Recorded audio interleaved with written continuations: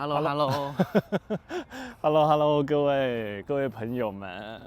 对，好久不见，好久不见。有吗？有好久吗？上一个视频到现在应该还蛮久的吧？我跟你说，是因为那个我们回来深圳了，租的那个地方的上传网速呢、是乌龟网速，所以这几天好像隔了2、3天才上个视频。我一个视频要上传2天才能上传上去，有点夸张哈，是有点，真的哈。今天我们就是随便就走路嘛，然后跟大家就再聊一聊，有一些问题，因为有一些朋友就问说，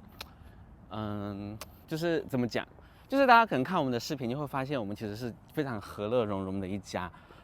其实讲实话，威力跟我爸妈的相处其实也非常的融洽，就是我爸妈有真心在把他当做自己的小孩。然后呢，我在温哥华的时候呢，威力的妈妈其实也对我也是特别的好，然后也有把我当做他自己的小孩。所以呢，我们今天就想跟大家讲一个话题，就是婆媳关系。因为婆媳关系真的很难相处，这应该是世界上最难处理好的一种关系了。就是更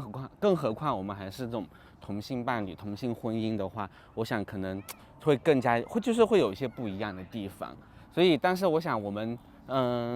就处理的还不错的话，我觉得有一些心得是可以和大家去分享的。你觉得呢？对，就像你讲，我觉得婆媳关系，我觉得是世界上每一个有结婚之后的人会遇到的难题，对吧？对，我几乎好像没见到，就是婆媳关系，就是身边的亲戚朋友没有这种婆媳关系说是特别好的，几乎都还是会有矛盾啊什么的。但是我们家其实还不错。那总结起来，我觉得第一点就是，从我们自身啦，我觉得从小一辈的角度来讲的话，重要的一点就是你要真心对对方的父母要好，就是你要真心发自内心对他们要好。那威力的话，就是他对我爸妈是非常的细心跟贴心的，包括有吗？有啦，包括那时候在加拿大温哥华居住的时候，我爸妈不是要来看我们嘛，然后威力都会提前就想到很多事情，比如说爸妈可能就是出门的时候，如果是比较小的车子会比较不舒服，然后我们就去买了大车。然后呢，比如说家里面他就会想到老人来可能没有拖鞋，然后就会把拖鞋给买好。然后拖鞋呢，因为是冬天嘛，所以他买的都是那种冬天有毛的拖鞋。反正他就是想的都很细。然后包括这一次，因为我爸妈要跟着我们一起来深圳居住一段时间，所以他又会想到说啊，那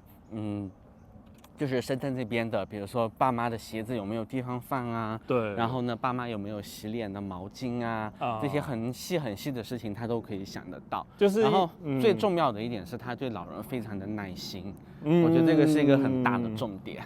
就是我自己可能对我的爸妈有时候都没有这么的耐心，不是说我对他们就不好，而是说，反正就是你也知道嘛，就自己的爸妈难免就是会有一点点骄纵，我就会就是跟他们相处的一个模式就是，我可能不是那么的听他们的话，好像可能就会没那么有耐心，但是威力会非常的有耐心。比如说，他就会想到主动说，爸妈来到我们家之后，他就会主动把他们的手机，把我们家的地址呢就储存在他们的那个高德地图里面，这样的话老人出去呢就可以不会迷路啊，他就会做得到这些很事情。然后像教我爸爸他们在用这个地图啊，然后用这些比较高科技的东西方面，他也是非常的耐心的去讲解这一块。我好像从小到大就是这样，我就对老人家特别有耐心，然后我就会先预想到说，比如说他要做这件事，或者他要去到那个地方，可能会遇到一些什么困难，我就会先帮他们排除掉，这样。对。然后像我自己的话，我也是就是在温哥华的时候，对他妈妈也是尽心尽力，包括就是周末的时候我们要去看他妈的时候，我都会想到说啊，带一些什么样的食物，对不对？对。还有那时候你爸爸生病的时候，在医院里面，也是因为就是要在外国医院嘛，然后他们的英文就是他们会比较没有那么多自信，涉及到一些专业的医学的英文的话，他们就希望是我陪他爸爸进去，这样的话能够有一个比较明确跟充分的一个沟通。那我进去到那个病房之后，他爸爸比如说要上厕所啊，然后要就是有点这种不是特别方便的事情，然后我都就是很乐意的去帮他爸爸去做。然后他爸爸好像据说之后对我的印象就是特别的好，就觉得我是个特别好的人，都愿意帮他就是解决一些上厕所、大小便的一些问题。所以反正我觉得从小的这一辈来说，就是我们对长辈就是一定要耐心，然后就是一定要真心对他们好的话，他们是会被感动到，然后他们是会同样的爱去回报我们的。然后从长辈的那一辈的角度来讲的话，我觉得一个很重要的原则就是长辈呢尽量不要去插手小辈的一些事情跟安排。比如说像我跟威利的生活，我们的生活其实是有自己的一个相处的一个模式和一些比如说家里面的一些家务的分工，我们其实是有一些自己不算是定好，但是就是已经有一些东西的，对吧？但是我爸妈就是他们都不会插手，比如说他看到我在做什么事情，或者是威利在做什么事情的时候，他不会觉得说哦，那这样为什么这个事情又是我儿子在做，不是对方在做？他然后就会去插手啊，或者是怎么样，或者比如说看到说哦我怎么样，反正就是长辈呢，你就是好好的就是尽心的去跟晚辈去享受生活，就是你不要去插手晚辈的生活。晚辈要去谁去工作，谁去外面工作，谁待在家，谁是这个家里面的主要的挣钱的人，谁是这个次要的挣钱的人，照顾家的人，这些都是晚辈之间已经商量好的。长辈就是不要去插手这些事情就好了。你不要就是长辈不能怀着一种态度，就是说哦，我家的小孩吃亏，所以呢我就是要去把他这个扭转过来什么的，就会造成很多的矛盾。那我爸妈这一块就做得非常的好，他们就是完全对就不管，他们就是说你们安排好的事情，你们就按照你们的生活去继续去 carry on 就可以了。那他们就是说在额外的能够帮助到我们的，就尽量的去帮助我们。所以我觉得其实从长辈跟晚辈来说，我的经验就是只要把握住这2点的话，其实要有一个好的婆媳关系，其实好像也不是一件很困难的事情。可是我觉得这是我们家的例子，不一定适用每个家庭。对，我要讲的就是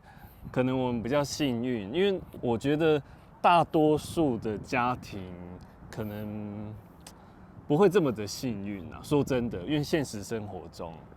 是不是？就很大一部分问题还是有一些长辈就很喜欢去插手小辈的一些事情，然后就觉得说为什么我儿子要上班，然后呢回来还要再做家务，他就会觉得很不划算，就自己的小孩很不划算。因为我觉得爸妈一定会比较顾自己